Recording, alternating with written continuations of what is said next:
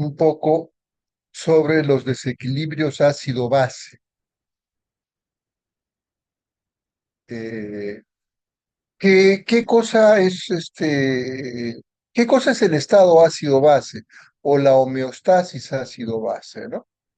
Homeostasis es un sinónimo de la palabra equilibrio, digamos, ¿no? Como consecuencia del metabolismo, de todo lo que comemos, de las medicinas que consumimos, de la fabricación de proteínas, de la producción de energía, se crean como sustancias de desecho, ácidos. ¿Qué cosa es un ácido? Un ácido es una sustancia capaz de ceder protones, ¿no? Y una base es una sustancia capaz de aceptarlos, ¿no? Eso es en términos generales, ¿no? Ahora, en el ser humano o en un ser vivo, cuando hablamos de ácido, hablamos de hidrogeniones, ¿no? Y eh, estos hidrogeniones se fabrican eh, como consecuencia del metabolismo que habitualmente tenemos nosotros día a día. Hay dos tipos de ácidos, los volátiles y los no volátiles, ¿no? Los volátiles son los que se, se producen a partir del CO2, ¿no? Por ejemplo, para la fabricación de ATP, ¿no? Que es energía, se elimina CO2, ¿no? Ese CO2 se combina con el agua y forma ácido carbónico que se disocia en bicarbonato y un hidrogenión. Entonces, este hidrogenión va a formar la parte digamos, de los ácidos volátiles que normalmente se producen. Este, este hidrogenión es manejado por la respiración, por eso que respiramos y atrapamos oxígeno del ambiente y eliminamos el CO2, ¿no? Entonces, al eliminar CO2, se evita toda la progresión de esta ecuación química hacia la formación de bicarbonato y la disociación en eh, la formación de ácido carbónico y la disociación en bicarbonato e hidrogenio. Después están los ácidos no volátiles como consecuencia fundamentalmente del metabolismo de las proteínas y que se van a eliminar fundamentalmente por, por la orina, por el riñón. Previamente a su eliminación, ya sea por la respiración o por el riñón, estos hidrogeniones no están libres en la sangre, sino están unidos a un tampón o a un buffer, ¿no? El tampón extracelular más importante, ¿no? Es el bicarbonato. Y los tampones intracelulares tenemos al ácido fosfórico, a la hemoglobina. En la orina tenemos otro tipo de tampones, ¿no? Como el ácido sulfúrico y el ácido fosfórico.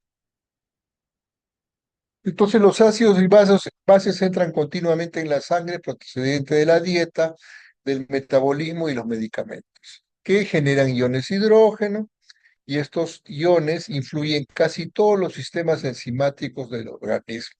Es decir, si esta concentración de hidrogeniones aumenta o disminuye fuera de un rango aceptable, va a haber una alteración en los sistemas enzimáticos del organismo, ¿no? Un ácido es una sustancia que cede hidrogeniones y una base es un receptor de hidrogeniones o liberador de radicales OH, ¿no? Entonces, el ácido más frecuente fisiológicamente hablando es el hidrogenión en el ser humano. La concentración de iones hidrógeno se expresa, eh, perdón, en unidades de pH, que es el logaritmo negativo de la concentración de hidrogeniones. Es una manera un poco complicada de hacerlo y pudiese ser más sencillo expresarlo simplemente como concentración, pero bueno. Los ácidos y las bases pueden ser fuertes, que significa que se disocian completamente en una solución. Es decir, por ejemplo, el ácido clorhídrico, que es un ácido fuerte, se disocia en un ion hidrogenión y en un ion cloruro, ¿no? Y un ácido débil se disocia parcialmente, ¿no? Por ejemplo, el bicarbonato, el ácido carbónico, que está una parte como ácido carbónico y otra parte como bicarbonato, HCO3, con un ion hidrogenión, ¿no? Este, El metabolismo de los carbohidratos y las grasas cada día da como resultado la generación de aproximadamente 15.000 a 20.000 milimoles de CO2, ¿no? Estos son los ácidos carbónicos o volátiles que se van a manejar por intermedio de la respiración, ¿no? Entonces, por ejemplo, en el ciclo de Krebs se va a formar energía por intermedio de los ATPs y se va a formar moléculas de CO2 que se van a eliminar por la respiración. ¿Cuánto se va a eliminar? Entre 15.000 y 20.000 milimoles por día, ¿no? Por día. El metabolismo celular de proteínas principalmente produce aproximadamente entre 50 a 100 mil equivalentes de ácidos no volátiles o fijos al día, que si ustedes, que como vamos a ver un poco más adelante, es lo que excreta el riñón diariamente, ¿no? Entre 50 y 100 mil equivalentes de ácidos. Entonces, fundamentalmente se excreta ácidos no volátiles o fijos, ¿no? Como dije, son a partir del metabolismo de las proteínas, oxidación de aminoácidos que contienen azufre, metionina, cistina, que resulta en la formación de ácido sulfúrico, ácido clorhídrico, fosfórico, láctico, ¿no?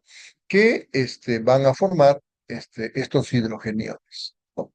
Entonces tenemos los ácidos volátiles y los ácidos no volátiles, ¿no? Por una cuestión de cantidad, los ácidos volátiles son los más abundantes, ¿no? Entonces, los ácidos volátiles parten del metabolismo aeróbico, ¿no? El CO2, la vía de eliminación es pulmones, 15.000 a 20.000 milimoles por día, y lo que van a producir, por ejemplo, si es que no se pueden eliminar estos ácidos, es que se va a acumular CO2, porque no lo puedo eliminar, y lo que se va a formar, lo que se va a generar es acidosis respiratoria. Los ácidos no volátiles procedentes del metabolismo proteico, ¿no? Son el ácido sulfúrico, fosfórico, láctico, se van a eliminar por los riñones, son entre 50 a 100 milimoles por día, y la dificultad para eliminarlos va a generar acidosis metabólica, ¿no? Entonces, hay una alta producción de CO2, ¿no? Este, este ácido es un proceso, se elimina por un proceso de dos pasos. Primero, como dijimos, el principal tampón o buffer extracelular es el bicarbonato, ¿no? Y algunos tampones intracelulares como la hemoglobina, el ácido sulfúrico, el ácido fosfórico, ¿no? Lo cual va a impedir de que hayan iones hidrógeno libres y por lo tanto va a este, evitar alteraciones en la concentración muy grandes, ¿no? Esto mientras son eliminados ya sea por el pulmón o por el riñón, ¿no? Este, por ejemplo, estos ácidos fijos o no volátiles, ¿no? Van a eliminarse por el riñón. Una dieta occidental habitual produce, como dije, entre 50 a 100 miliquivaletes de hidrógeno por día en adultos, o sea, de iones hidrógeno de ácidos no volátiles por día. Como dijimos, el tampón o buffer es una sustancia que evita cambios bruscos en el pH de una solución al añadir un ácido o una base, ¿no? El más importante extracelular es el bicarbonato, después tenemos la hemoglobina, las proteínas plasmáticas, el fosfato disódico monosódico, que son eminentemente intracelulares, ¿no? Los tampones reaccionan como un ácido o una base relativamente fuerte para reemplazarla por otra débil. Ya hemos dicho de que un ácido base fuerte es la que se disocia totalmente y un ácido base fuerte, débil es la que se disocia parcialmente. El 75% de la capacidad amortiguadora total del organismo extracelular es dado por el bicarbonato, ¿no? Acá tenemos el bicarbonato, HCO3 o el ácido carbónico, que está presente en la sangre, en el líquido extracelular, el fosfato, que está presente en el intracelular y en los túbulos renales, ¿no? Vamos a ver de que una forma de eliminar hidrogeniones es por la orina es por intermedio del ácido fosfórico, ¿no? Que es un tapón. Las proteínas que son también intracelulares, la hemoglobina, la albúmina, que van a tener grupos NH2 o COH que van a favorecer el tamponar los iones hidrógeno. Los buffers funcionan casi inmediatamente, ¿no? Lógicamente se agotan más rápido. El respiratorio actúa en minutos y dura horas, y el renal dura varias horas o días, ¿no? Esta es una ecuación muy importante que es la ecuación de Henderson-Hasselbalch, ¿no es cierto? Donde se ve que el pH está directamente relacionado, es directamente proporcional a la concentración de bicarbonato e inversamente proporcional a la concentración de PCO2. En otras palabras, el pH disminuye cuando el PCO2 aumenta y el pH aumenta cuando el bicarbonato disminuye. Muy bien, ahora vamos a ver el mecanismo renal de eliminación de hidrogeniones, ¿no? Hay, para que en el riñón efectivamente se elimine un hidrogenión que, como sabemos, está llegando en forma de ácido fosfórico, de ácido carbónico, de H2CO3. En esa forma está llegando al riñón. Entonces tiene que haber dos pasos. Tiene que eliminarse el ion hidrogenión del ácido carbónico y tiene que recuperarse o no eliminarse el bicarbonato, HCO3. Esas dos partes tiene que haber. Si solamente, si se elimina un hidrogenión y también se elimina el ion bicarbonato, es como si no hubiésemos eliminado nada, ¿no? Muy bien. Entonces, por eso que hay una reabsorción de bicarbonato en el túbulo proximal que evita la pérdida de bases en la orina, porque ese es el fundamento de ciertas enfermedades, por ejemplo, las acidosis tubulares, que son enfermedades congénitas en donde hay en donde hay una alteración en la reabsorción de bicarbonato. Después también hay producción de nuevo bicarbonato, ¿no? A través del NH4, el ion amonio, y se forma nuevo bicarbonato, ¿no? Muy bien. La secreción de hidrogeniones fundamentalmente en el túbulo colector distal, ¿no es cierto? Y en el proximal, ¿no?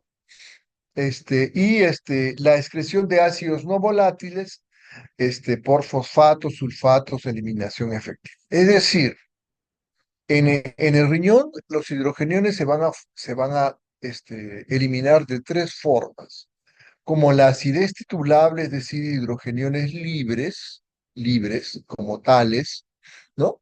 Que le dan, por ejemplo, a la orina su característica o pH ácido, ¿no? Ustedes saben que la orina tiene un pH ácido de 5 aproximadamente, que está dado por los hidrogeniones libres, ¿no? Que es, digamos, la manera menos importante de eliminación de hidrogeniones. Después están los hidrogeniones asociados a los buffers, ¿no? A los buffers, fundamentalmente al ácido fosfórico, ¿no? Al H2PO4. Y en tercer lugar, los hidrogeniones asociados al ion amonio, que se convierte en amoníaco, NH4, y que se elimina por la orina. De esas tres formas se elimina los hidrogeniones por la orina. El NH4 es la forma más frecuente, más o menos el 75% de eliminación de todos los hidrogeniones, y en contrapartida a la acidez titulable, dada por los hidrogeniones libres, se le domina al NH4 la acidez no titulable, no titulable. Entonces aquí tenemos como en la luz del túbulo proximal se elimina el hidrogenio y se reabsorbe el bicarbonato. Elimina un hidrogenio y se reabsorbe un bicarbonato. Si se elimina el hidrógeno con el bicarbonato, no sería un buen negocio porque estaríamos perdiendo un ácido más una base, es decir, cero. No estaríamos perdiendo la carga ácida que generalmente producimos. Y eso se sucede, por ejemplo, en las acidosis tubulares, en las cuales hay una incapacidad para reabsorber o regenerar el bicarbonato, ¿no? El 80% del bicarbonato se reabsorbe en el túbulo proximal y el resto en el asa de Henle, en el túbulo distal, el 20%. El túbulo proximal es el túbulo metabólicamente más activo y donde casi todas las moléculas o son reabsorbidas o son secretadas, ¿no? Aquí hay el mecanismo de generación de nuevos a partir del CO2 y agua y por intermedio de la anhidrasa carbónica, se forma un nuevo bicarbonato y se elimina el hidrogenio. Esta A menos, lo más probable que sea eh, fosfato, ¿no? Un ion fosfato. Y se va a eliminar en hidrógeno. Hay una parte que se elimina en forma libre, la acidez titulable, como dijimos, y la otra con el ion amonio, ¿no? Que va a eliminar hasta 4 moléculas de hidrogeniones, ¿no? Que se denomina la acidez no titulable y que es más o menos el 75% de la eliminación de los iones hidrógeno en la orina, ¿no? Entonces tenemos una excreción ácida neta, ¿no? Una excreción ácida neta, que es la acidez titulable, los hidrogeniones libres, ¿no? El amoníaco, el NH4, es la acidez no titulable, el 75% de eliminación, y a esto tenemos que restarle el bicarbonato urinario que siempre se va a perder, ¿no? En una cantidad mínima se va a perder. Entonces, la sumatoria algebraica del acidez titulable más más el amoníaco menos el bicarbonato urinario, estas tres cifras las sumamos algebraicamente y vamos a tener la excreción ácida neta. Por ejemplo, si aumenta el bicarbonato urinario, como por ejemplo en la acidosis tubular renal, lógicamente la excreción ácida neta va a disminuir, ¿no? Va a disminuir. El, si aumenta, por ejemplo, la eliminación de amoníaco, ¿no? Por ejemplo, lo que sucede en estados de deshidratación en alcalosis metabólica, lo que vamos a tener son episodios de alcalosis metabólica. Muy bien. Entonces, la acidez titular es el 30%, 30-40% de la eliminación y el amonio es el 60 a 70% de la eliminación, ¿no? Las tres formas en las cuales se elimina los hidrogeniones por la orina, ¿no? El mecanismo respiratorio, ¿no? Está dado por unos quimiorreceptores aórticos y carotídeos que van a medir el pH, ¿no? Si el pH disminuye, o sea, estamos ante un estado de acidemia que puede estar dado por un aumento del PCO2, ¿no? lo que va a generar este estado es hiperventilación, ¿no? Hiperventilación, lo cual va a aumentar la eliminación de CO2 con la consiguiente disminución del PCO2 arterial, ¿no? El problema es cuando no se puede aumentar la eliminación de CO2. Por ejemplo, en una neumonía, por ejemplo, en un trauma torácico, en un trastorno del sensorio en el cual el paciente no puede respirar, ¿no? En una obstrucción respiratoria. Entonces, el CO2 se va a empezar a acumular en la sangre y se va a producir lo que se denomina la acidosis respiratoria, ¿no? Por ejemplo, aquí tenemos un gráfico en el cual cuando hay hipoventilación hay retención de CO2, aumento del pH, lo que se llama acidosis respiratoria. Y cuando hay hiperventilación hay alcalosis, problemas restrictivos u obstructivos de pulmonares, ¿no? Neumonía, neumotórax, trauma torácico, trastorno del sensorio, ¿no?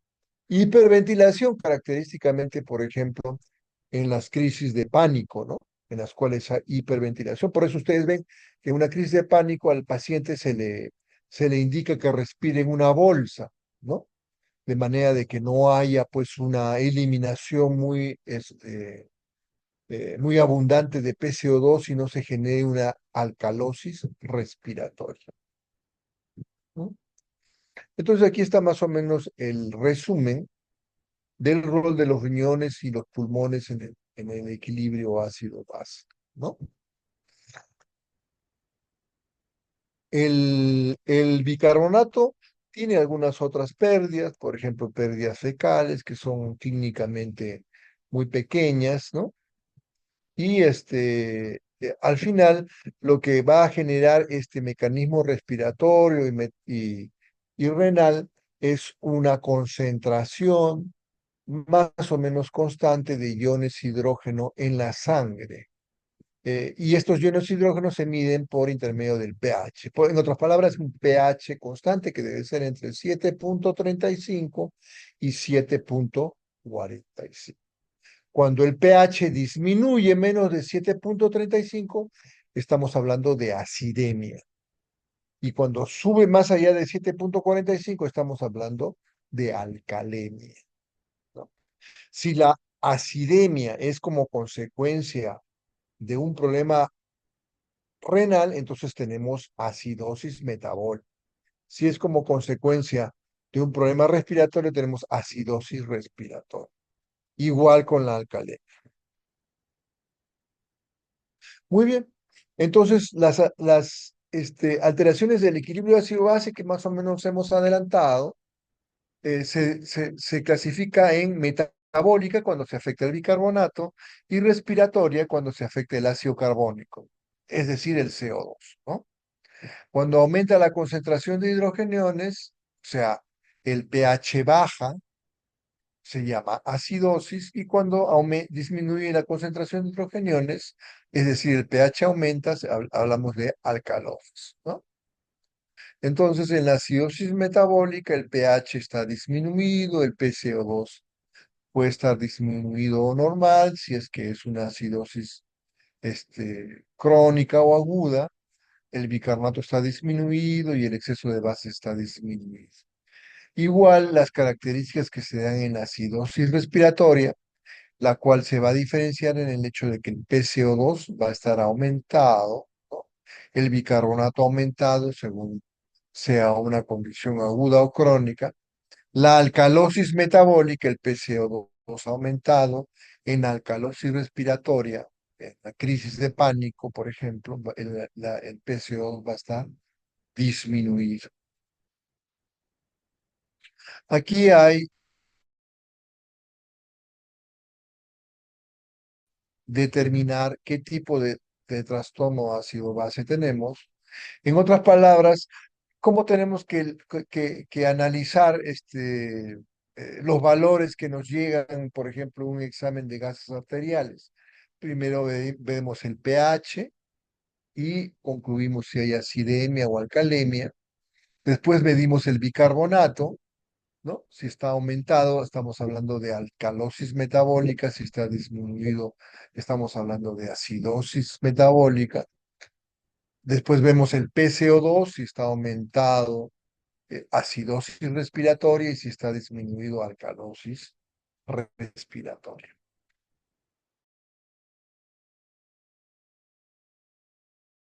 Sanguíneo inferior a 7,35 con disminución de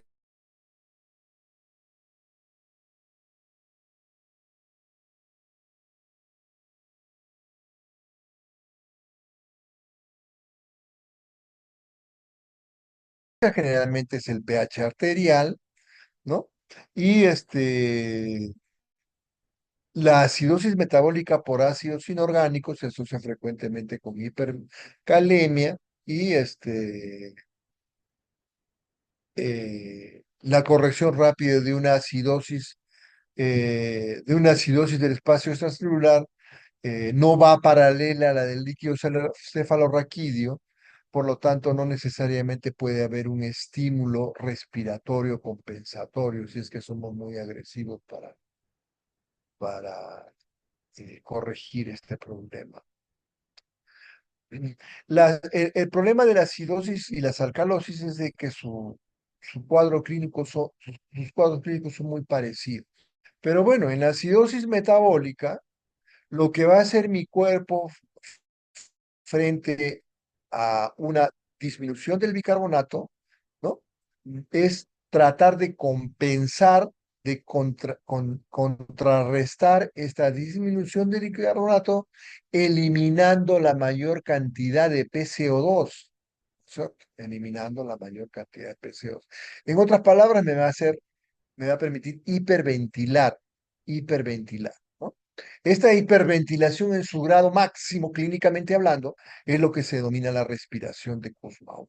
El problema es que cuando no puedo hiperventilar, cuando tengo, por ejemplo, acidosis metabólica por una sepsis, foco respiratorio más insuficiencia renal, me genera hiperventilación, pero la neumonía que produce la sepsis no me permite hiperventilar en forma adecuada. Entonces no voy a tener la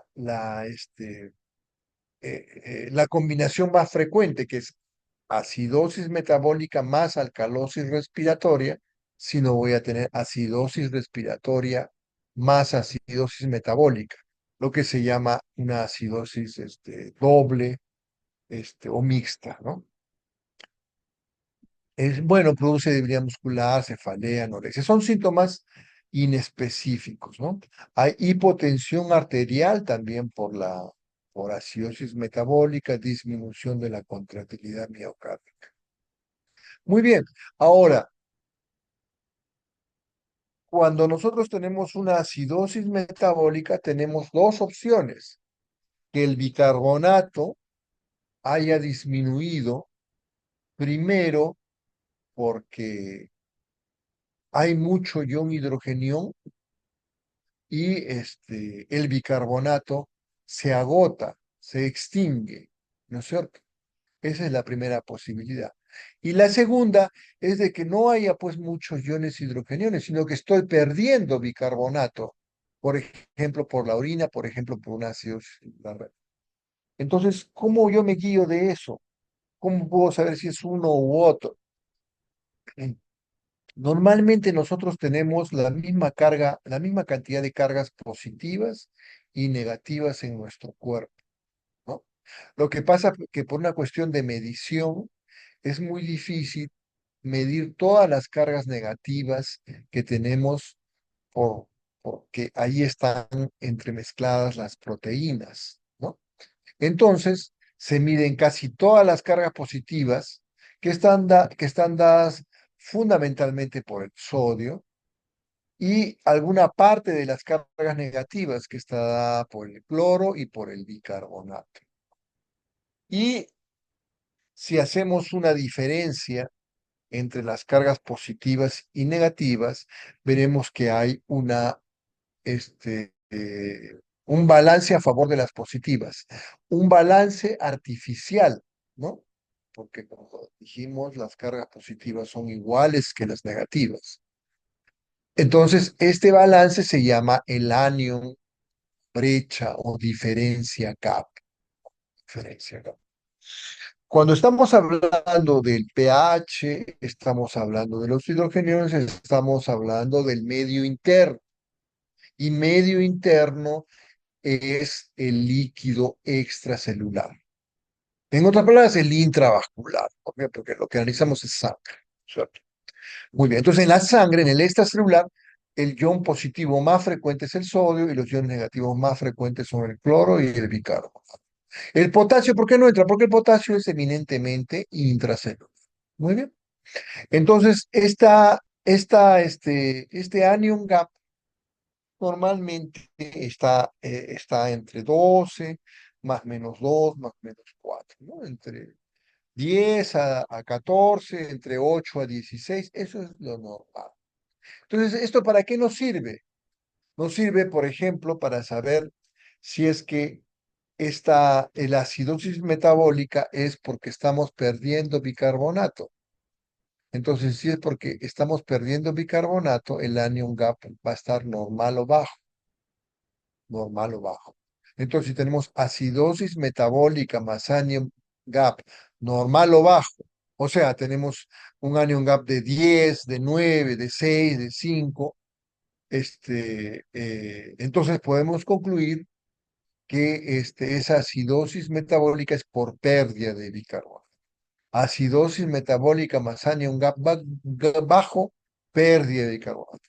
Acidosis metabólica más anion gap alto, más anion gap alto, es exceso de carga ácida, ¿no? Exceso de carga ácida.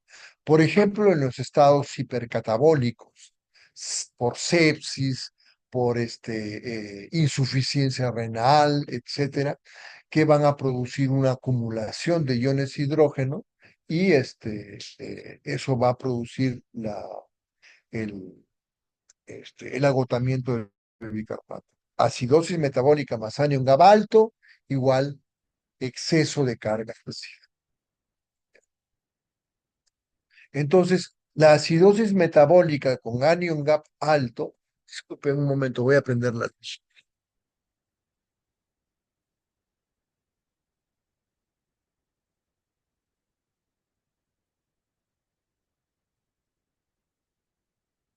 La acidosis metabólica con anion gap alto es porque tenemos un ácido en exceso. Entonces ahí tenemos la ingestión de metanol, ¿no? Que se comporta como un ácido, la uremia, ¿no? Que es el cuadro clínico de la insuficiencia renal, la cetoacidosis diabética, alcohólica o por ayuna, porque hay aumento de cuerpos cetónicos, que son ácidos, ingestión de paraldehído, que es un ácido, ¿no?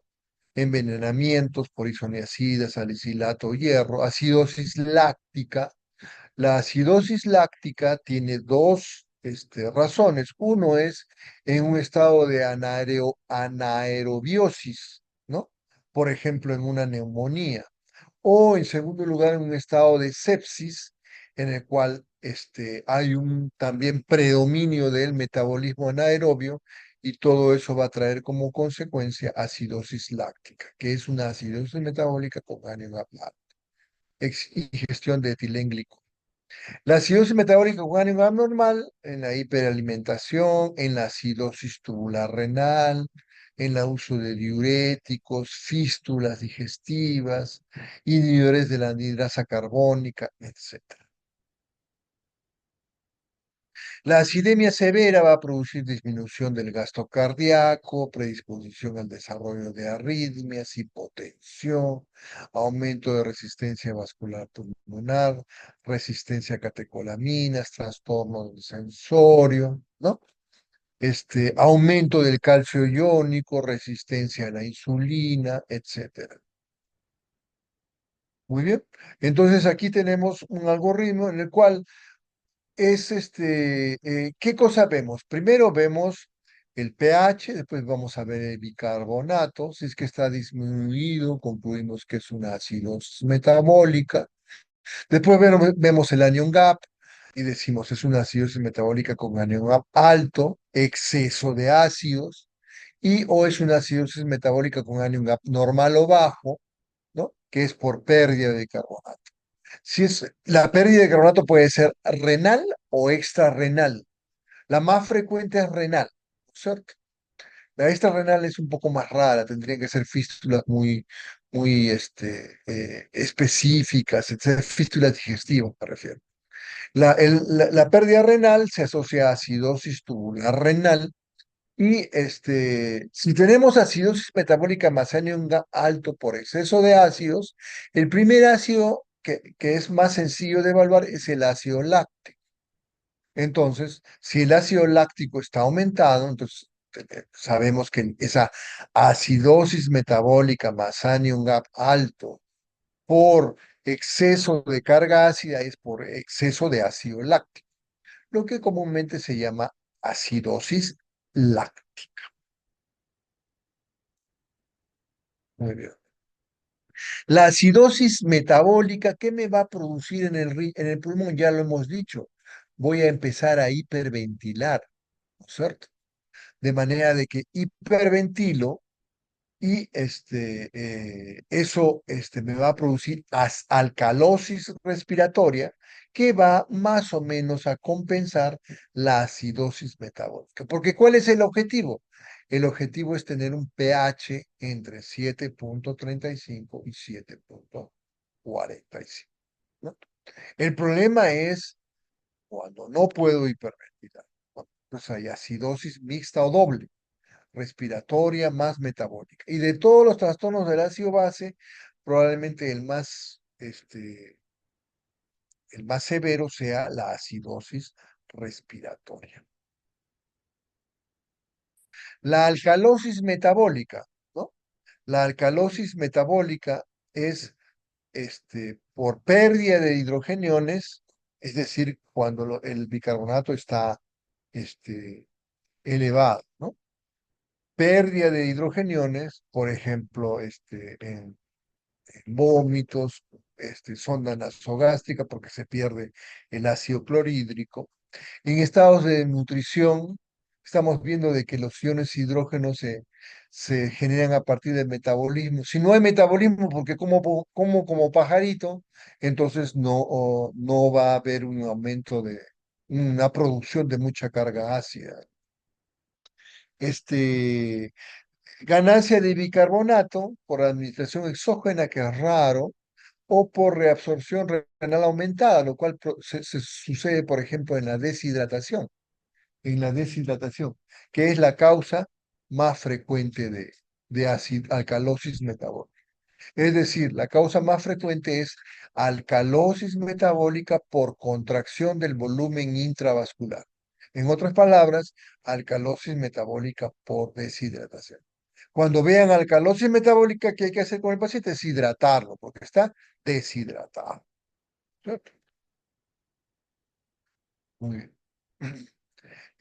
Hay alcalosis metabólica sensible al cloruro, que es la por contracción, por deshidratación, y la alcalosis metabólica euvolímica o hipervolémica, que es un poco más rara, que se da, por ejemplo, en el hiperaldosteronismo, en el síndrome de Cushing, ¿no? Ingesta de alcalinos, etcétera, ¿no?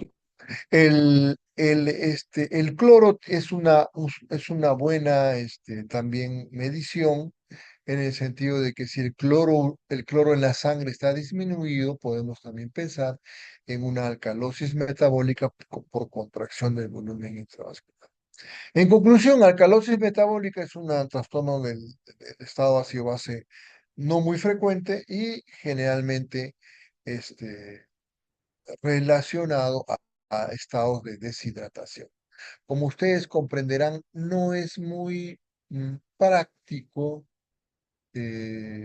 diagnosticar deshidratación por un análisis de gases arteriales, ¿no? La deshidratación debo hacerla como parte de un diagnóstico clínico, ¿no? Con signos y síntomas. De manera de que si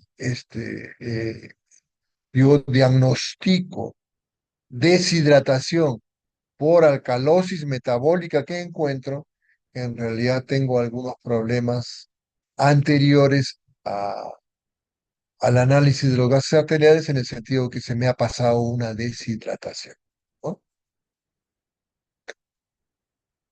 Muy bien. Miren ustedes los signos y síntomas son bien frecuentes, ¿no? La diferencia con la acidosis es de que hay un descenso del calcio iónico. En todas las alcalosis hay hipocalcemia, hay hipocalcemia. Y como dije, hay hipocloremia, que es frecuente, ¿verdad?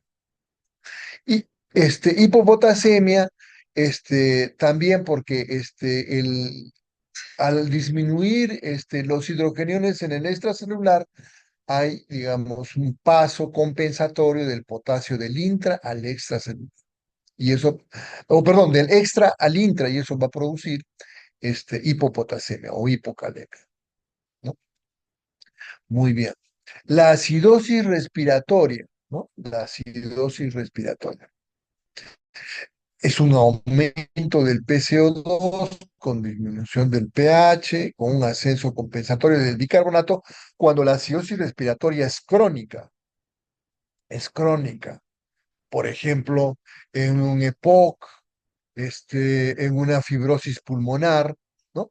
La, este, la, eh, la acidosis respiratoria va a ser crónica. La acidosis respiratoria aguda, que es la más seria, es, por ejemplo, en una neumonía, en una efusión pleural, en un trastorno restrictivo, obstructivo agudo, ¿no? Entonces, cualquier causa que reduzca la ventilación pulmonar, causas centrales, neuromusculares, broncopulmonares, ¿no? Causas de acidosis respiratoria. Por eso que es eh, eh, tan importante esta alteración. Por ejemplo, lo característico es de que tengamos, como consecuencia de una sepsis, tengamos acidosis metabólica más alcalosis respiratoria en un inicio. Si conforme la pasan las horas, esa acidosis metabólica más alcalosis respiratoria, por una sepsis, por ejemplo, foco respiratorio, esta acidosis metabólica más alcalosis respiratoria se convierte en una acidosis metabólica más una acidosis respiratoria, quiere decir que el paciente está teniendo una evolución muy mala. ¿Por qué? Porque se está agotando de la hiperventilación que está generando. Entonces probablemente va a necesitar apoyo ventilatorio y ventilación mecánica, etcétera, lo cual configura un muy mal pronóstico. Aguda, como dije, en el paro respiratorio, depresión del sistema, del centro respiratorio, obstrucción aguda de la vía aérea, o crónica, EPOC, enfermedades neuromusculares, esclerosis lateral amiotrófica, distrofias, síndrome de hipoventilación, es el síndrome de Pickwick, por ejemplo, en los obesos, que me va a producir acidosis respiratoria crónica. Ven, ustedes es bastante parecido, ¿no? Cefalea, somnolencia, agitación, asterixis, visión borrosa. El cuadro clínico no es muy claro, ¿no? Se necesita al final gases arteriales. La alcalosis respiratoria es el resultado del aumento de la ventilación alveolar, hiperventilación. Es un pH mayor de 7,45 junto con PCO2 menor de 35 milímetros de mercurio, ¿no? Eh, Característicamente en las crisis de pánico, ¿no? En las crisis de pánico. Entonces, empiezo a hiperventilar, empiezo a eliminar más CO2 de lo normal, y eso va a disminuir la carga ácida más allá de lo necesario y me va a producir alcalosis respiratoria, que puede ser aguda, ¿no? En lo cual no hay tiempo para compensar, o puede ser crónica, ¿no? Por ejemplo, en los pacientes que viven en gran altitud, en los embarazos, en las enfermedades pulmonares crónicas compensadas, donde hay una alcalosis respiratoria. La aguda, característicamente la crisis de paro.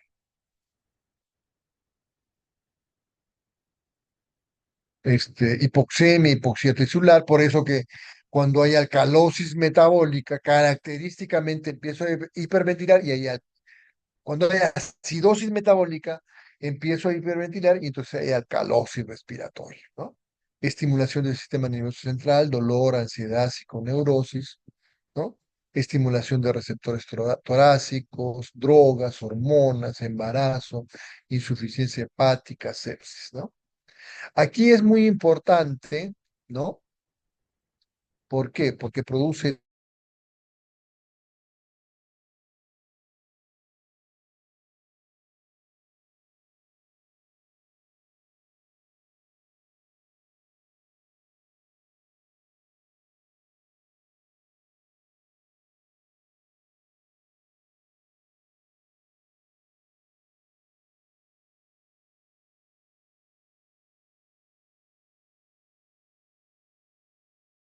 calambres. Entonces uno se imagina cómo un deportista de alta competencia va a tener calambres después de, qué sé yo, 40, 50 minutos de, de estar jugando, ¿no?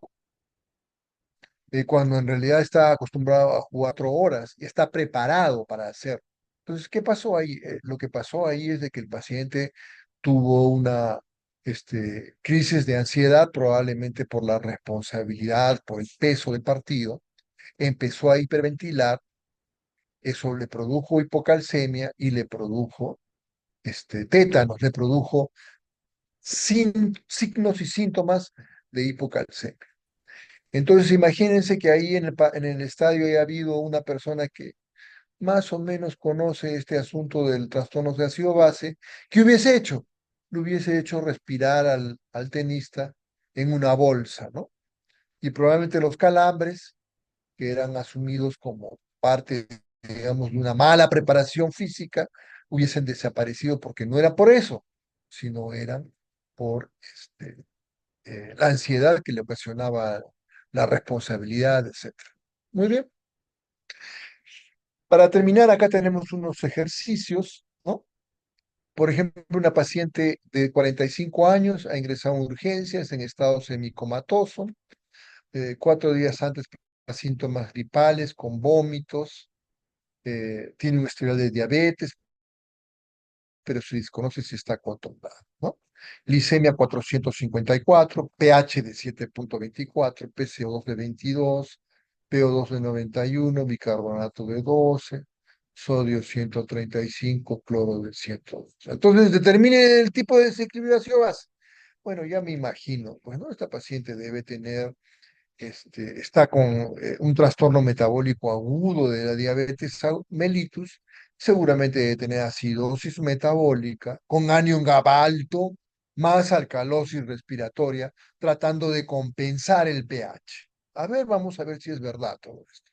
Tiene glicemia de 454, tiene un pH de 7,24. ¿Qué cosa es eso? Eso es acidemia, acidemia.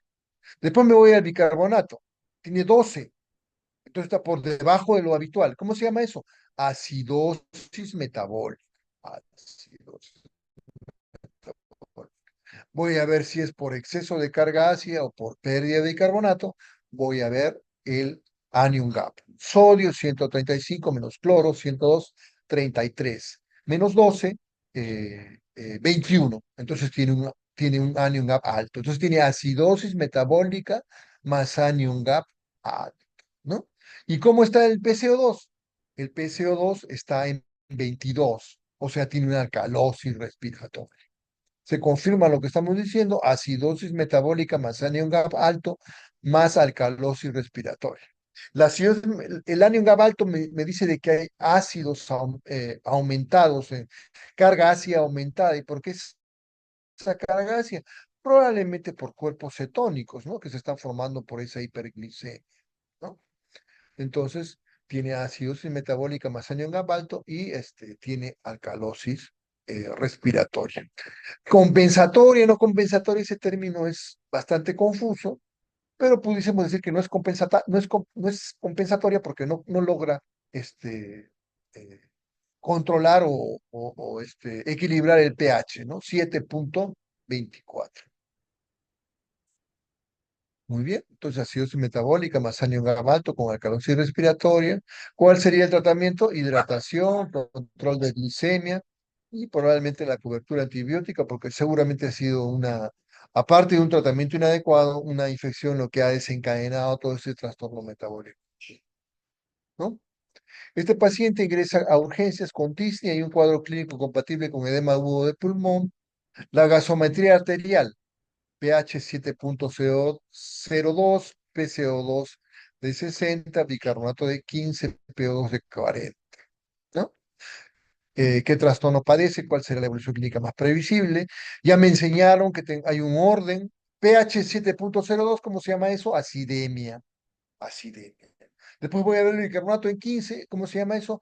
Acidosis metabólica, ¿no? Acidosis metabólica. No tengo datos como para encontrar el anion gap, probablemente esté alto. Bueno, acidosis metabólica y un PCO2 de 60. ¿Eso qué es? Eso es una acidosis respiratoria. El PCO está en las nubes. Entonces este paciente tiene una acidosis mixta o doble. Acidosis metabólica más acidosis respiratoria. Ese es el trastorno que pasa. La evolución clínica más predecible, mala, porque el paciente seguramente va a tener que ser asistido ventilatoriamente, probablemente colocar un tubo endotraqueal e iniciar ventilación mecánica, porque con ese PCO2 el problema está, digamos que bien serio. Es decir, de todo lo que tiene aquí el paciente, lo que más me preocupa es la acidosis respiratoria. La acidosis respiratoria, ¿no? Oxigenoterapia, hidratación y probablemente cobertura activa. Es decir, le- los análisis de gases arteriales me van a permitir hacer un diagnóstico de lo que está pasando con el paciente desde el punto de vista fisiopatológico. No es que si le falta bicarbonato le doy bicarbonato, ¿no? O si le falta oxígeno le doy únicamente oxígeno, si no me permite saber las razones por las cuales tiene estos trastornos y tratar la etiología de fondo, ¿no? La etiología, digamos, que ocasiona el problema, ¿no? No simplemente dar lo que le falta o añadir lo que no tiene. Muy bien, muchas gracias. ¿Alguna pregunta, algún comentario? Ah, bueno, aquí hay otro, ¿no? A ver. Este es un niño de 5 años, un pH de 7.47, un PCO2 de 20, un bicarbonato de 14, sodio 138, cloro 102.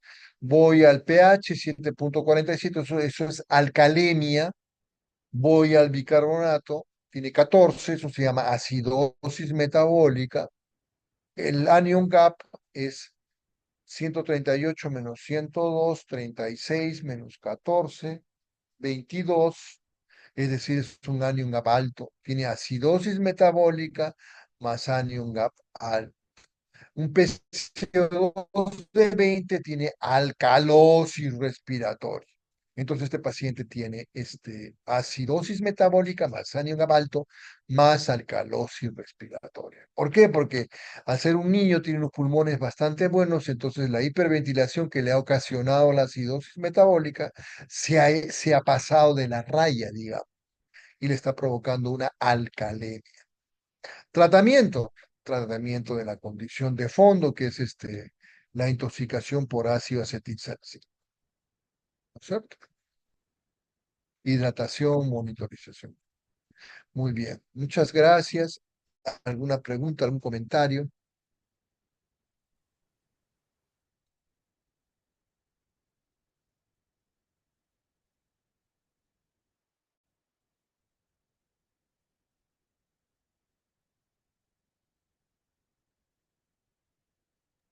Sí, doctor, le han dejado unas tres preguntas en el chat, sí, podría revisarlo. ¿Cómo digo si un trastorno ácido vacío está compensado o no? A ver, aunque el trastorno primario, el trastorno secundario, yo lo voy a determinar por la clínica, ¿no? Por el cuadro clínico. Es decir, si yo tengo un paciente que está séptico, ¿no? Que está séptico, entonces yo voy a pensar de que si el paciente tiene acidosis metabólica más alcalosis respiratoria, el trastorno primario, o sea, el trastorno que ocasionó, que sucedió primero es la acidosis metabólica como consecuencia de la sepsis. Entonces, el trastorno primario sería la acidosis metabólica. El trastorno secundario sería la alcalosis respiratoria secundaria a la alcalosis metabólica. La alcalosis respiratoria secundaria a la alcalosis respiratoria. Trastorno primario, trastorno secundario. ¿Sí? Y si está compensado o no, eso es de acuerdo al pH, ¿no?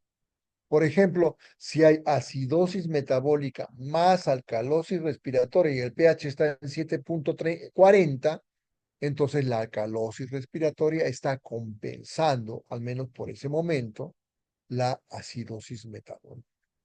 Pero si el pH está en 7,3, por más que estoy hiperventilando, la alcalosis metabólica está, eh, digamos, eh, eh, aumentando y no permite que el pH, que es el objetivo al final.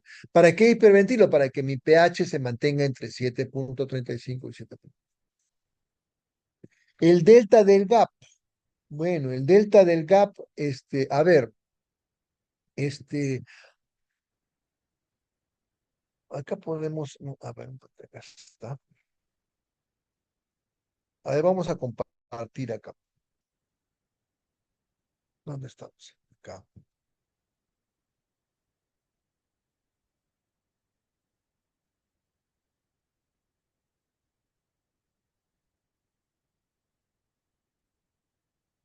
Eso es una cosa más complicada, pero bueno, ¿no? Si es que se han interesado en esto, ¿no?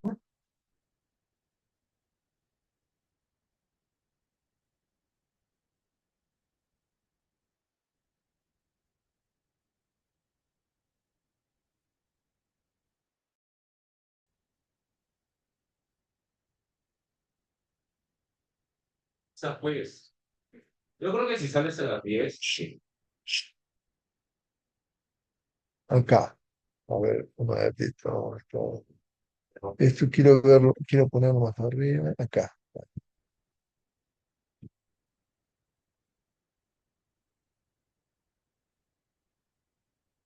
¿Qué pasa acá?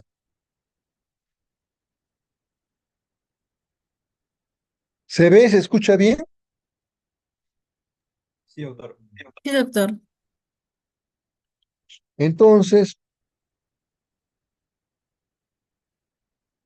a ver, es este.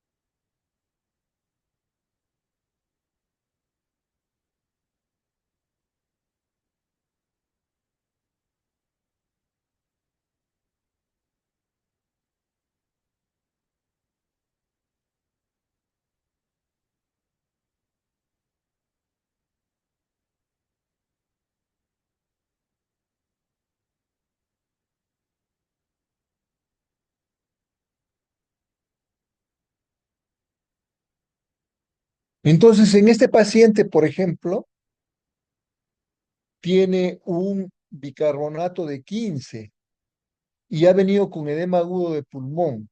Entonces, podemos pensar, podemos pensar que el trastorno primario ha sido el edema agudo de pulmón, por ejemplo, cardiogénico, ¿no? Es decir, por insuficiencia cardíaca. Me dio un edema agudo de pulmón porque me infarté, empeoró mi insuficiencia cardíaca y me produjo edema agudo de pulmón. Eso me produjo la acidosis respiratoria, ¿cierto? La acidosis respiratoria. Paralelamente, me, también digamos, por el estado de estrés en el que estoy, por la acidosis, por el edema agudo de pulmón, quizá también porque tengo una infección, me produjo acidosis metabólica, ¿no? Acidosis metabólica. Entonces, yo tengo acidosis respiratoria y acidosis metabólica. Entonces, este bicarbonato pudiese estar más bajo, ¿no? O sea, el bicarbonato debería estar en 10 o en 8. ¿Y por qué no está en 10 u 8? Porque la acidosis respiratoria me está produciendo alcalosis metabólica. Es decir, este paciente tiene acidosis respiratoria más acidosis metabólica, perdón, acidosis respiratoria más acidosis metabólica más alcalosis respiratoria, ¿no? Son tres trastornos que tiene, que es un trastorno triple, ¿no? Entonces, esto es un poco difícil de evaluar solamente con los gases, sino con el cuadro clínico que empezó primero, que empezó segundo, etcétera. Pero, a ver, los gases arteriales tienen una función, ¿no? Muy importante, que es ver cómo está mi pH fundamentalmente y por qué es este pH está alterado, está disminuido, aumentado, y me da, digamos, un arma más para todo el análisis clínico que he hecho, ¿no? No es que yo estoy, digamos, en el pasadizo del hospital y viene el interno, el residente o el colega y me entrega unos gases arteriales y a partir de unos gases arteriales yo empiezo a elucubrar, pues, un montón de diagnósticos, mientras más estrambóticos o más raros sean, mejor. No, no es así, sino es parte, digamos, de un cuadro clínico. Entonces, en ese sentido hay que tener cuidado con los trastornos triples, la diferencia gap, etcétera, ¿no? Es decir, por ejemplo, ¿qué pasa si hay un paciente con acidosis tubular renal, que hace una sepsis y hace insuficiencia renal aguda? Entonces va a tener acidosis metabólica,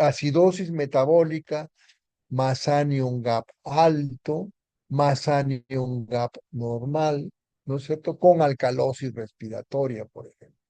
La delta gap va a ser porque yo tengo unos gases de hace 15 días cuando el paciente no estaba infectado, en el cual el anion gap era de 10, por ejemplo, y ahora que está infectado, el anion gap está en 20. ¿Por qué? Porque, digamos, a lo que yo pierdo bicarbonato se agrega el hecho de que hay un montón de carga ácida por la sepsis y la insuficiencia renal. Entonces el delta gap es 20 menos 10, 10, ¿no? No sé si se entendió. Mandaron el link de asistencia, no, eso no lo sé. Cuando se utiliza el delta gap, allí se utiliza, ¿no? Cuando si está compensado o no, es lo que hemos conversado. Muy bien. ¿Alguna pregunta? ¿Algún comentario?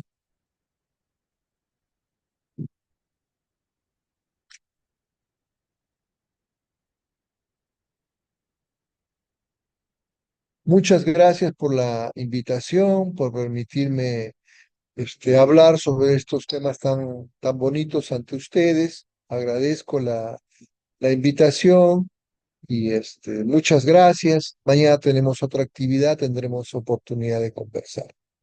Muchas gracias por su atención. Muchas gracias a usted, doctor. Buenas noches.